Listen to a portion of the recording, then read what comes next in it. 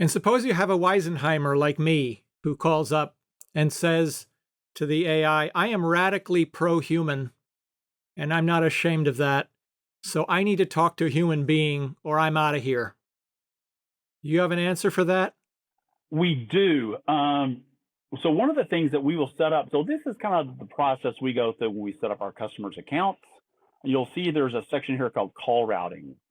Now, in my demo system, I have it just very simple, where it's just got like a mainline office, which is actually my cell phone number. But we can make this pretty complicated. So you could set up call routing to go to various departments of your company, even go to specific people. But the devil's in the details. There's a start and end time to these call forwarding, to this call forwarding. So for example, if someone calls and says, "Can I speak to a human at 9:30 in the morning?" It's a little different than if someone calls, "Can I speak to a human at 9:30 at night?" You might not have those people in the office, or you may just set up a whole separate number for those after hours calls when someone wants to speak to a human. Now, let's say that there's not a human available. At that point, we create what we call follow-up action items. And a follow-up action item is basically, it's like us taking a message. So it ends up being like an email or a text that goes to normally your CSR team or your CSR manager that lets you know that you need to get in touch with this customer as soon as possible. Now, the AI, typically, we can obviously, schedule jobs, we can cancel jobs, we can reschedule jobs and give a job status, okay?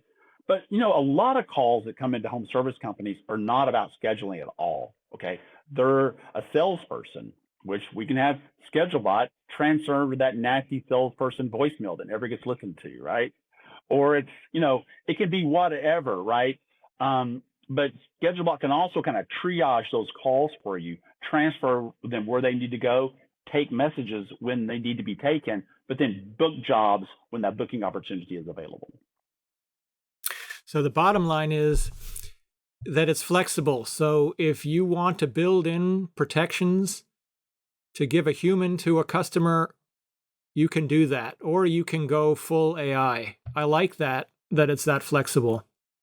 That's exactly right. Now the AI oftentimes, let's say just like our standard configuration, if I just say, "Can I speak to a human?"